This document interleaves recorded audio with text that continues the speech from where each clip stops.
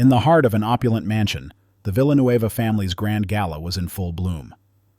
The garden was a tapestry of delicate lights, and the air buzzed with the soft strains of classical music. Among the well-dressed guests, Marta, a humble domestic worker for the Villanuevas, quietly stood with her 10-year-old daughter, Luisa. Though reluctant, Marta had accepted the invitation to the event, hoping to go unnoticed.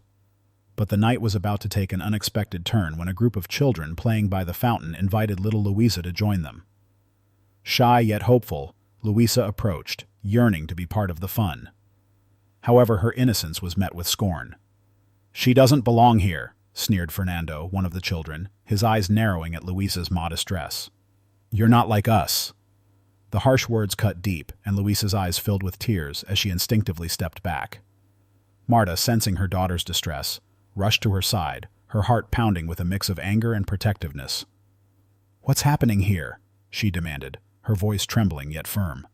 Before Fernando could respond, Mrs. Laura Villanueva intervened, her tone cold and dismissive. "Your daughter is disturbing the other children. This isn't a place for people like her." The sting of those words was sharp, but Marta, swallowing her humiliation, replied with a shaky yet dignified voice, "What do you mean by people like her? Say it to my face." The tension in the air was palpable, and just as the situation threatened to escalate, Don Alvaro, the patriarch of the family, stepped in. "If you're going to cause problems, you should leave," he ordered, his voice heavy with authority. The room fell silent, all eyes on Marta and Luisa, who had done nothing wrong yet stood at the center of an unjust storm. As they turned to leave, an elderly man entered the room, commanding immediate respect with his presence. It was Don Ramon, a powerful businessman and, unbeknownst to many, the true boss of Don Alvaro. His eyes fell on the tearful Marta and Luisa, and his expression hardened. "What's happening here?" His voice, though calm, echoed with authority, stopping Marta in her tracks. Don Alvaro, visibly shaken by the sight of Don Ramon, stammered, trying to explain, but words eluded him. Laura, quick to deflect, chimed in, claiming that Marta and Luisa were causing a scene. Don Ramon glanced at Luisa, then at Marta, before turning his piercing gaze to the Villanuevas. "That girl," he declared, his voice unwavering, "is my granddaughter." His words struck like lightning on a clear night, freezing everyone in place. Shock rippled through the room as guests exchanged stunned glances. Don Ramon turned to Alvaro, his voice now laced with disappointment. "Alvaro, we need to talk." Alvaro's face turned ashen, his legs trembling at the thought of what might come next. As Don Ramon led Alvaro away for a private conversation, Marta held Luisa close, a spark of hope igniting within her. From across the room, they watched as Alvaro's face grew increasingly pale under Don Ramon's stern words. "Alvaro," Don Ramon began, his voice steady, "you've worked for me for many years, and never did I think you would allow my own granddaughter to be humiliated in your home." Alvaro swallowed hard, his mind racing for a response. "Don Ramon, I didn't know Luisa was your granddaughter. If I had—" But Don Ramon cut him off, his voice rising just enough to underscore his point. "Is it necessary to know my connections to treat a child with respect?" Alvaro had no answer, and beside him, Laura Villanueva's attempt to speak was silenced by Don Ramon's stern glare. The guests murmured among themselves, the air thick with tension and the weight of unspoken thoughts. Sensing the moment, Marta stepped forward, addressing the crowd with a voice that carried both pain and resolve. "I hope tonight serves as a lesson for all of us about the respect and dignity every person deserves, no matter their background or status." After a heavy pause, Don Ramon returned to the center of the room, with Marta and Luisa by his side. The music had long since died, and every eye was fixed on him. "Tonight has been revealing," he began, his voice calm but firm. "We've witnessed a lack of compassion, but also the strength of a mother and the courage of a child. Luisa, my granddaughter, has shown more dignity tonight than many here." He turned to face Alvaro and Laura. "I expect you to reflect deeply on what has happened here. I will not only expect apologies but also actions to make amends for the harm caused. My support for this family will be reconsidered based on what I see." Alvaro nodded, the gravity of the situation sinking in. "We will do what's right, Don Ramon, not just because of our professional ties, but because it's the right thing to do. Marta held Louisa close, feeling a sense of relief yet unable to shake her wariness. The night had begun with a bitter taste of humiliation, but it ended with the promise of a new beginning, a chance for redemption. What Alvaro, Laura, and the others who had demeaned little Louisa that evening couldn't foresee was that this moment marked the start of their downfall. Their lives, which had been filled with luxury and a disregard for those less fortunate, were about to undergo a transformation they could never have anticipated. The morning after the gala, Alvaro sat alone in his study, his mind racing with thoughts of how to salvage his pride and position after Don Ramon's public humiliation. He quickly gathered his most trusted advisors, men chosen for their unwavering loyalty and sharp minds. "We need a plan to regain control," Alvaro said, his voice tight with anger as he slammed his fist on the table. "Don Ramon won't dictate how we run our affairs." Laura, feeding off the tension in the room, suggested, "What if we dig up something on Don Ramon, something that will make him back off for good?" One of the advisors, known for his cunning, chimed in, "Everyone has secrets.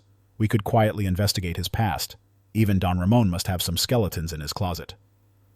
Alvaro, both disgusted and intrigued by the idea, nodded. "Do it. Find whatever you can. I won't let this be the end of our influence." Meanwhile, Marta was determined to strengthen her position and ensure that the foundation became more than just a symbolic gesture. She was fully aware that Alvaro might try to undermine her efforts, especially after the previous night's events. Marta called a meeting with potential allies and sponsors to rally support for the Foundation's mission. "This foundation isn't just a response to one night of humiliation," Marta addressed the room filled with influential figures. "It's a long-term commitment to changing how our community addresses discrimination and exclusion." An influential businessman, intrigued but cautious, asked, "How will you ensure the Foundation has the impact you promise, especially if you face resistance?" Marta, her voice steady and resolute, responded, "We're not here to create enemies, but to build bridges. However, we are ready to stand firm against anyone who tries to hinder our cause." With Laura's discreet support, Alvaro approved a thorough investigation into Don Ramon's past. They hired a private investigator who delved into old records and hidden connections, searching for any evidence of wrongdoing that could be used against him. Weeks later, the investigator arranged a secret meeting with Alvaro and Laura, the air thick with anticipation as he spread out documents and photos on the table. "I've found something that might interest you," he said, pointing to a series of financial transactions and questionable associations from decades ago. "It's old, but it could cast doubt on Don Ramon's integrity if it comes to light." Alvaro examined the documents, a sly smile creeping across his face. "This is exactly what we needed. What's your price?" The investigator, his voice laced with bitterness, replied, "I just want to see Don Ramon get what he deserves." Armed with this information, Alvaro returned home and strategized with Laura on their next move.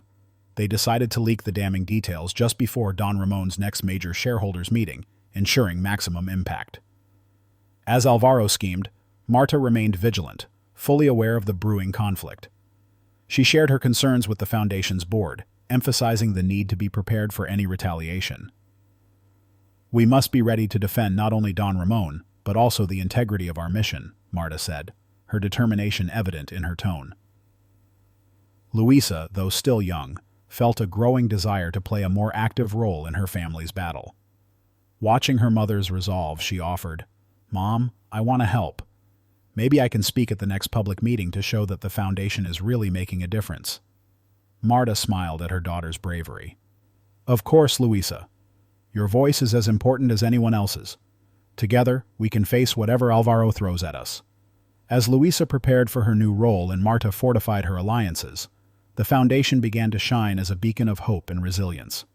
However, the dark clouds of conflict were gathering, ready to test their strength and unity like never before. Tensions reached their peak when Marta uncovered a painful truth that fueled Don Ramon's long-held resentment. In a high-stakes meeting with top executives, Marta decided to confront Don Ramon publicly. "Don Ramon, it's time for the truth to come out," Marta said, her voice firm, yet tinged with emotion. Don Ramon, having anticipated this moment, nodded with a heavy heart. "You're right, Marta. Everyone deserves to know what really happened." Marta revealed that years ago, Don Ramon had made financial and personal decisions that, while not illegal, had caused great harm to Marta's mother, leading to their separation. The revelation sent shockwaves through the room, leaving everyone in stunned silence. "I did what I thought was best at the time," Don Ramon admitted with a rare sincerity. "But I see now the pain I caused. Marta, I never wanted you to suffer for my mistakes." The public confession left the board in stunned silence, but Marta knew this was only the beginning of a long journey toward reconciliation. "It's not just me who deserves your apology, Don Ramon. Your decisions affected many lives. But today, I'm ready to work with you to mend the damage," Marta said, her voice calm yet unwavering. As they began the difficult journey of healing, new challenges emerged when Marta joined Don Ramon's company. The employees, used to strict hierarchies, resisted her new position. Her instructions were often disregarded, and higher-ups burdened her with unreasonable demands. "We need results, Marta. We don't have time to waste," one department head said dismissively. Staying composed, Marta replied, "Results will come when everyone in this company learns to collaborate and respects leadership, regardless of where it comes from." However, the internal resistance intensified, and Marta found herself battling on multiple fronts. One exhausting afternoon, she approached Don Ramon in his office. "I can't keep going like this, Ramon. If you don't change the company's culture, they'll destroy me, you, and everything you've built," she pleaded, her voice trembling under the weight of her burden. Recognizing the strain on Marta, Don Ramon vowed to support her fully. "You're right, Marta. I'll do whatever it takes to change things. I won't let them destroy you or our family." But soon, Don Ramon's company was thrust into a crisis, teetering on the edge of bankruptcy due to a series of poor decisions made by now dismissed corrupt executives. The news spread, and the business community watched with grim fascination. In an emergency meeting, Don Ramon, Marta, and the company's top leaders gathered around a conference table, their faces etched with concern. "We must act fast if we want to save the company," Don Ramon urged, his voice tense but determined. Reviewing the financial documents, Marta identified critical areas of concern. "We need an immediate restructuring plan, but more than that, we must unite as a team. If we can't work together, everything will be lost." The urgency of the crisis forced some to rethink their positions, though resistance remained. One influential leader, Joaquin, voiced his doubts openly. "Why should we follow you, Marta?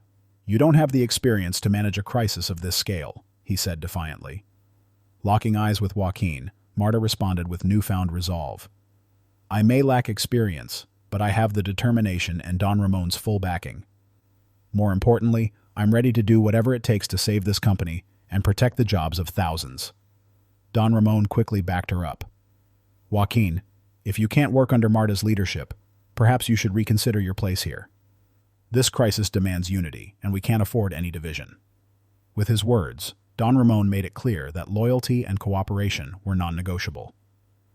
The tension within the company was palpable, but the leadership team was committed to confronting the crisis with courage and solidarity. As Marta and Don Ramon worked tirelessly to execute the restructuring plan, the days blurred into nights, each decision carrying weight. Initially skeptical, employees began to recognize Marta's dedication and the sacrifices she was making, leading to a slow shift in attitudes. In the midst of the restructuring, however, they encountered an unexpected setback. A shocking twist in the corporate crisis unveiled betrayals within Don Ramon's inner circle.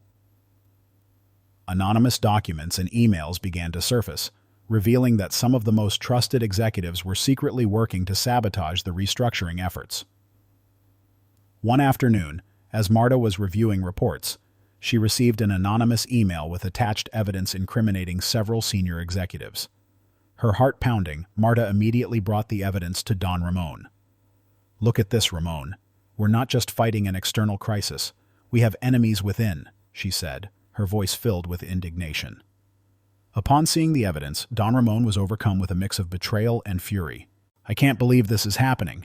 These people have been with me for years." They quickly called an urgent meeting with the accused executives. The air in the boardroom was thick with tension, every glance laced with suspicion. "We have irrefutable proof that some of you have been acting against the company's interests," Don Ramon began, his voice stern.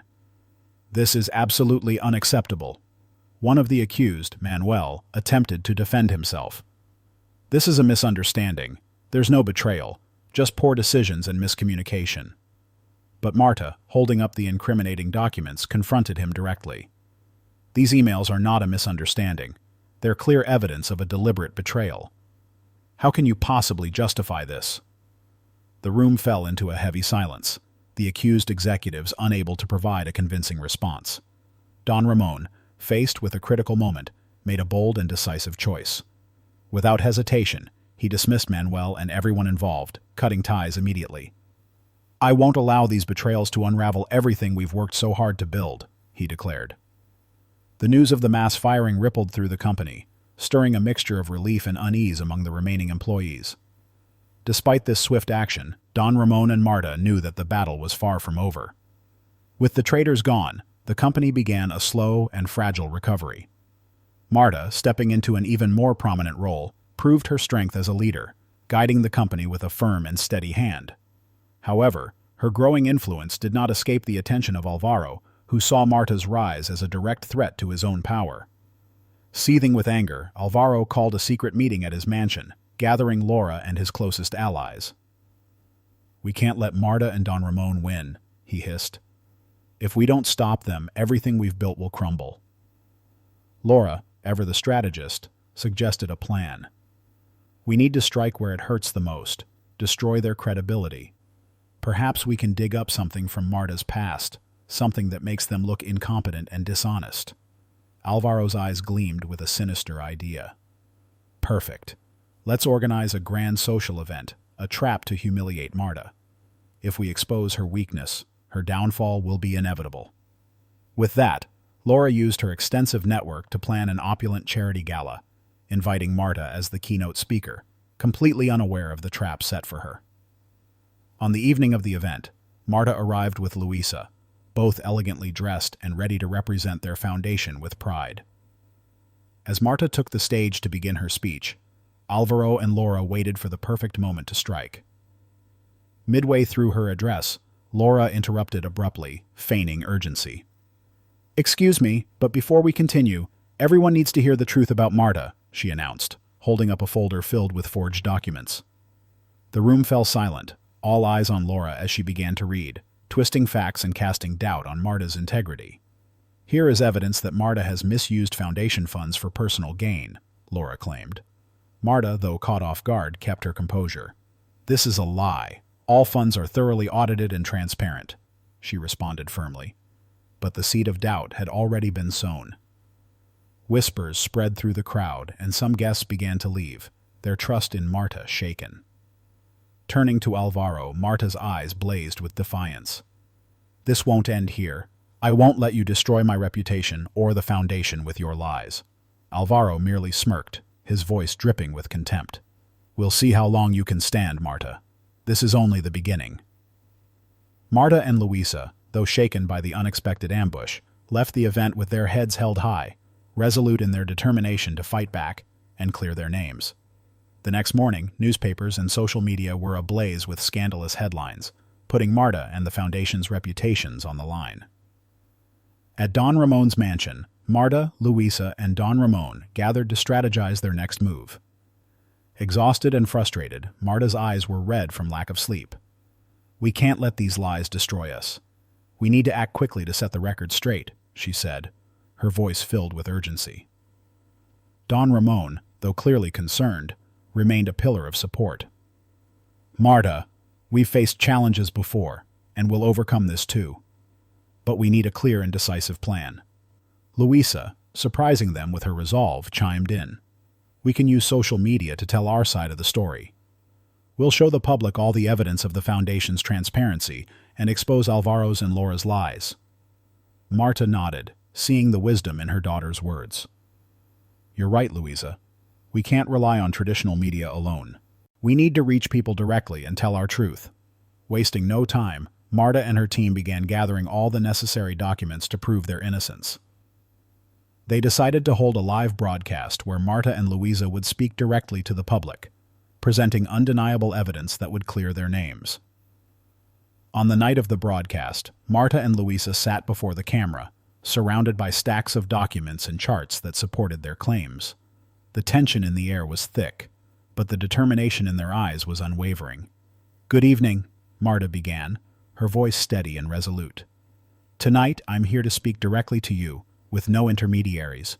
The accusations against us are completely false, and we're here to prove it."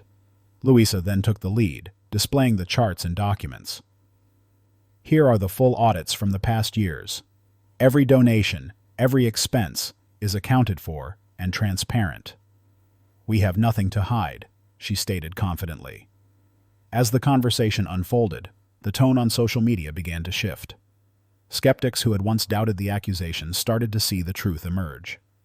The situation reached a boiling point when Marta chose to confront Alvaro and Laura directly, throwing down the gauntlet. "Alvaro, Laura, I know you're watching," she declared with unwavering resolve. "Everything you've said is a lie, and I won't stop until justice is served. You will have to face the consequences of your actions." The live broadcast was a turning point, gradually restoring public support. Yet Marta was fully aware that the battle was far from won. Alvaro and Laura were not the type to retreat easily.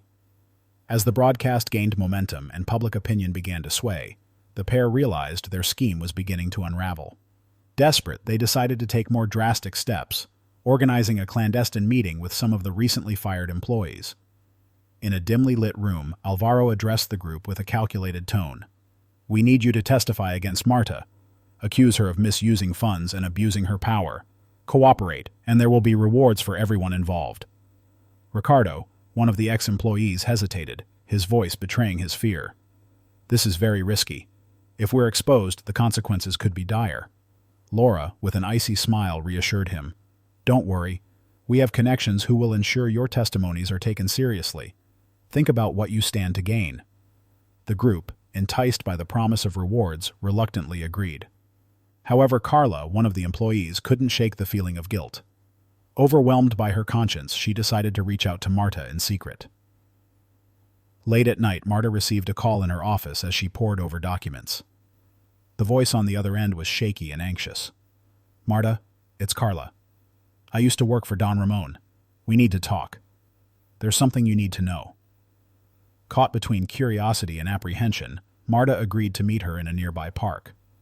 When Marta arrived, she found Carla seated on a bench, visibly distressed. "Thank you for coming, Marta. I can't be part of this. Alvaro and Laura are plotting to destroy you with false testimonies. They've offered money to several of us to lie about you and the foundation." Marta felt a wave of relief mixed with fury. "Carla, would you testify against them?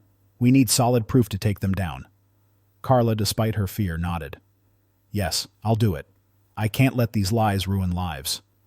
The two quickly devised a plan to capture a confession that could be used as evidence. The stakes were high, and even a small mistake could have disastrous consequences. They arranged for Carla to meet Alvaro in a discreet restaurant, armed with a hidden microphone. As the meeting took place, Carla, though nervous, managed to draw Alvaro into admitting his scheme. "Just stick to the script and we'll handle the rest," he said, completely unaware that every word was being recorded. That evening, Marta and Carla brought the incriminating recording to Don Ramon. After listening, he knew it was time to take decisive action. "This is enough to bring them down, Marta. Let's take this to the authorities and finally clear your name." The betrayal and the sudden turn of events added new layers of intrigue and danger to the already tense situation. Marta understood that the battle was still ongoing, but now she held a crucial advantage. With the recording as evidence, Don Ramon and Carla approached the authorities to expose Alvaro and Laura's conspiracy. The prosecutor's office was buzzing with activity, but the prosecutor, intrigued by the case, received them without delay. "This is very serious," the prosecutor said after hearing the recording. "We can use this to launch a formal investigation against Alvaro and Laura." Grateful, Marta responded, "We seek justice not only for ourselves, but for everyone they've wronged and manipulated." Meanwhile, back at Alvaro's mansion, the atmosphere was thick with tension. Laura, sensing the fragility of their plan, grew increasingly paranoid, aware that their carefully constructed facade could soon collapse. An unexpected phone call from the prosecutor shattered their worst fears. "Mr. Alvaro, Mrs. Laura," the voice on the other end began. "We're officially launching an investigation into the allegations against you. I strongly advise you to prepare for full cooperation. Alvaro ended the call, his face ashen with fury. This can't be happening, he muttered, panic creeping in. We need a plan, and we need it fast. In the courtroom, the tension was unbearable.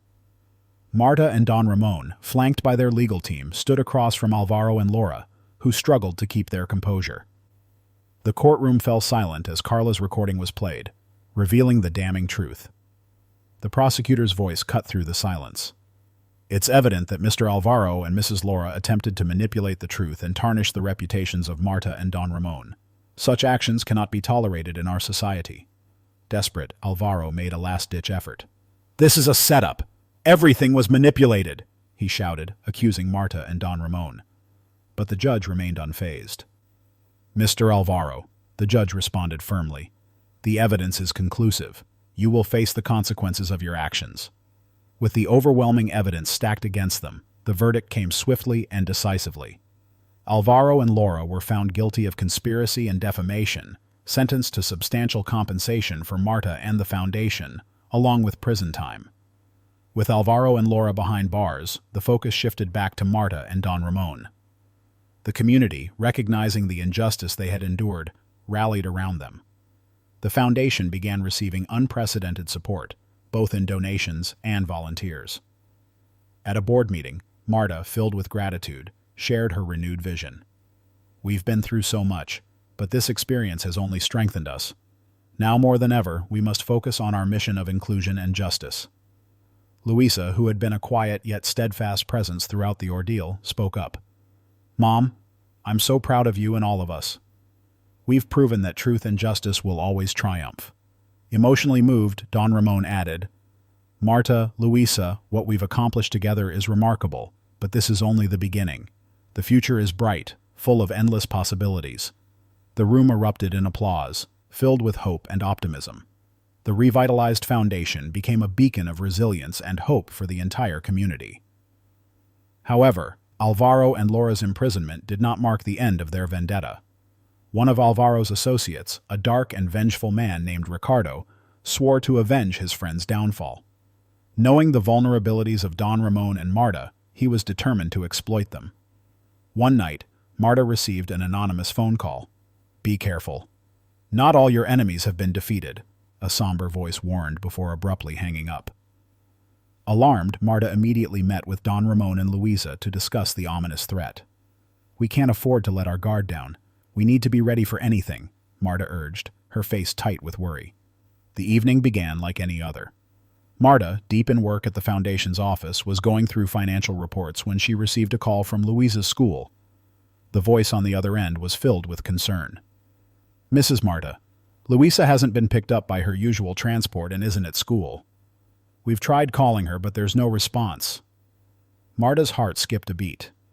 Without wasting a moment, she called Don Ramon, who swiftly activated his contacts in private security and the police. Moments later, Marta's phone buzzed with a text message from an unknown number. If you want to see your daughter again, drop all charges against Alvaro and Laura. The message was chilling in its clarity. A storm of fear and anger surged within Marta. She knew she couldn't cave to such blackmail, but she also knew that every passing second was crucial. She showed the message to Don Ramon, who frowned as he read it. This reeks of desperation, Don Ramon said, his voice laced with concern. We need to act quickly, not only to protect our reputation but also to safeguard the Foundation. The mansion was thick with tension as Marta paced restlessly, unable to find peace. The police arrived swiftly, but not as fast as Don Ramon's elite security team, led by Miguel, a man seasoned in handling crises. We'll find Luisa, Mrs. Marta, Miguel assured, his voice firm with resolve. We have some leads and are tracing the message's origin. Marta, though grateful, couldn't shake the flood of terrifying thoughts consuming her mind, images of what Luisa might be enduring. Desperation gnawed at her, yet she clung to hope with every ounce of strength she had left, though each passing second without news felt like pure agony. Miguel, please, she pleaded, her voice quivering. Find her. I don't know what I'll do if something happens to her. Meanwhile, in a dilapidated warehouse on the city's outskirts, Luisa sat captive under Ricardo's watchful eye. Confident in his plan's success, Ricardo observed her with a cold gaze. Despite her fear, Louisa drew on the strength her mother had instilled in her, keeping her composure even in the face of danger. "Don't try anything foolish, girl," Ricardo warned. "This will all be over soon if your mother does what she's told." Back at the mansion, Marta's anxiety had her pacing relentlessly, her mind racing as she tried to piece together any clues that could lead her to her daughter. Don Ramon, his tone urgent, was on the phone, coordinating with his contacts, while Miguel's team prepared their next move. "We've tracked the signal," Miguel announced, stepping into the room with a map in hand. "It appears to be coming from an old warehouse on the city's edge." Marta's determination flared. "Let's go," she declared. "I'm not staying here while my daughter is in danger." Don Ramon, placing a reassuring hand on her shoulder, tried to dissuade her. "Marta, let the professionals handle this. I can't risk you getting hurt." But Marta was resolute. "It's my daughter, Ramon. I'm not staying behind." With no more words exchanged, Marta, Don Ramon, and Miguel piled into a black SUV, accompanied by several security team members. The ride to the warehouse was heavy with silence, Marta's mind a whirlwind of fears and what-ifs as she stared out the window. Inside the warehouse, Louisa remained bound in a shadowy corner, Ricardo's eyes never leaving her. Though scared, she held on to a single, unwavering thought. "My mom never gives up. She'll come for me, and you'll regret this." Ricardo smirked, but a flicker of doubt crossed his face. He knew all too well that Marta and Don Ramon were not to be underestimated, and one misstep could be his downfall. As they reached the warehouse, Miguel swiftly deployed his team around the building, every moment charged with tension. Marta and Don Ramon stayed close to the vehicle, watching anxiously as the security team readied for action. "Miguel, promise me Louisa will be safe," Marta said, her voice a mix of fear and steely determination. "I promise, Mrs. Marta. We'll be in and out quickly," Miguel replied with conviction. At his signal, the team moved with practiced precision, breaching the warehouse with stealth and speed. Marta and Don Ramon waited outside, their hearts pounding as the seconds dragged by. Suddenly, the sounds of struggle and shouts echoed from within, making their pulses race even faster. Then, out of the darkness of the warehouse, Miguel emerged, carrying Louisa in his arms. Marta's legs almost gave way as she ran to them, tears of overwhelming relief streaming down her face. "Louisa!" she cried, enveloping her daughter in a fierce embrace. "I'm here, darling. It's all over now." Trembling, Louisa held her mother tightly. "I knew you'd come for me, Mom. I never doubted it." Don Ramon joined them, his eyes wet with tears as he pulled them both into his arms. "We're together now," he whispered. "No one will ever harm us again." Though the nightmare had ended, Marta knew this was only the beginning of the fallout. As news of the kidnapping spread, Don Ramon's mansion was soon besieged by reporters, their cameras capturing every angle of the family's ordeal, signaling that the repercussions of this horrific event were far from over. Marta, worn out yet resolute, steeled herself for the storm that was about to unfold. In the grand hall of the mansion, Don Ramon had arranged a press conference, and the room buzzed.